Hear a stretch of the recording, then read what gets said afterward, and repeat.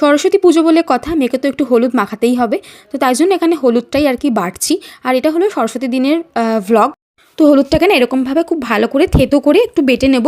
শিলে তো দিতে পারবো না, ওটাতে তো মশলা করা হয়, গাল মানে গা হাত পা জ্বলবে। তো তাই জন্য নর্মালি এভাবে আর কি থেতো করে দিচ্ছি। তো ওকে স্নান করাবো, তবে তার আগে একটু ফলের রস এখানে করে দিয়েছি, মানে লেবুর রস আর কি।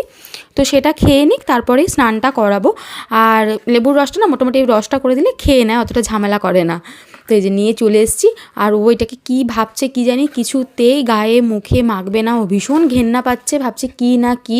তো অনেক জোর করে যখন একটুখানি আর কি গালে দিয়েছি, তারপরেও সেটাকে খালি আমাকে জল চাইছে আমার কাছে ওইটা ধোবে বলে। তো খালি জল জল বলছে। তো তারপর না দেখবেন কিভাবে আমার মানে নাইটিতে পুরো জিনিসটাকে আর কি মোছার চেষ্টা করবে। দেখতে পেলেন তো, জল জল বলছে। তো না খুব ঘেন্না পাচ্ছে, ভাবছে কী মাখাচ্ছে মা এগুলো গা হাত পায়ে, হলুদ হলুদ। তো আমার তো মনে হচ্ছে ও পটিই ভাবছে, তো তাই জন্য আর কি ও একদম পছন্দ করছিল না।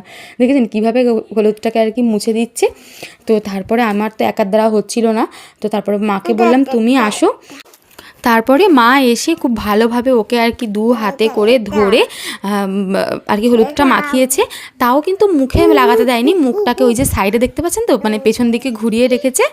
তারপর যাই হোক অনেক কষ্ট করে আর কি হলুদটা মাখিয়ে স্নান করানোর পর এখন কিন্তু বসেছি ওকে রেডি করানোর জন্য। আজকে তো সেভাবে আমার কোথাও ঘুরতে যাওয়ার কোনো প্ল্যান নেই। তো বাবার সাথে ওকে আর কি স্কুলে পাঠিয়ে দেবো, বাবা আর কি বাবার স্কুলে যাবে আর ও বাবার সাথে আর কি চলে যাবে। তো তাই জন্য এখানে রেডি করে দিচ্ছি। আর ছোটোবেলায় মা আমাকে শাড়ি পরিয়ে দিত সরস্বতী পুজোর দিন, আর এখন মেয়েকে পরিয়ে দিচ্ছে, মানে আমার মেয়েকে পরিয়ে দিচ্ছে। তো যাই হোক শাড়িটা এখানে পরানো মানে পরাতেও দিয়েছে, খুব একটা ঝামেলা করেনি, সুন্দর মতনই দাঁড়িয়েছিল। সুন্দর মতন করে শাড়িটাকে এখানে পরাচ্ছি। আর নতুন শাড়ি তো একটু পরাতে তো অসুবিধে হয়।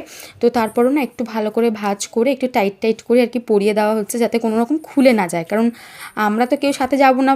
তো তাই জন্য যাতে খুলে না যায়, তো একটু টাইট করে আর কি শাড়িটা এখানে পরিয়ে দিচ্ছে। আর ও কিন্তু সুন্দর মতন করে দাঁড়িয়ে আছে, একটুও ঝামেলা করছে না। তো এবার সমস্ত এই যে রেডি করে দিয়েছি। এই যে এটা হচ্ছে ওর কিন্তু ফাইনাল লুক।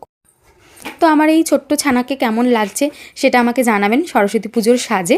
এই প্রথম কিন্তু ওর এরকম সরস্বতী পুজোতে আর কি শাড়ি পরে ঠাকুর দেখতে বেরোনো। তো এই যে বাবার সাথেও এখন কিন্তু বেরিয়ে পড়েছে। প্রথমে ভাবছিলাম আমি যাব না, কিন্তু তারপরে ভেবে দেখলাম শাড়ি পরে যাচ্ছে, তো একা একা ম্যানেজ করতে পারবে কি না। তার সাথে না মাথায় হেয়ার ব্যান্ড রাখতে চায় না, কোটা খুলে ফেলে দেয়। তো কি করবে কি না করবে আমার এত টেনশন হচ্ছিল। তাই জন্য আমি তাড়াতাড়ি করে আর কি ঘরে এসেই রেডি হয়ে নিয়েছি, একটা কুর্তি পরে নিয়েছি। আজকের দিনে সবাই শাড়ি পরে ঘুরছে, আর একমাত্র আমি স্কুলের মধ্যে গিয়েছিলাম যে কিনা শাড়ি পরে, মানে শাড়ি ছাড়া। সবাই কিন্তু শাড়ি পরেছিল। আর আমি না একটা জলের বোতল নিয়ে গিয়েছিলাম, তো গিয়ে দেখলাম সত্যি সত্যি অনেকটা জল পিপাসা পেয়েছে, তো আগে একটু জল খাইয়ে নিচ্ছি।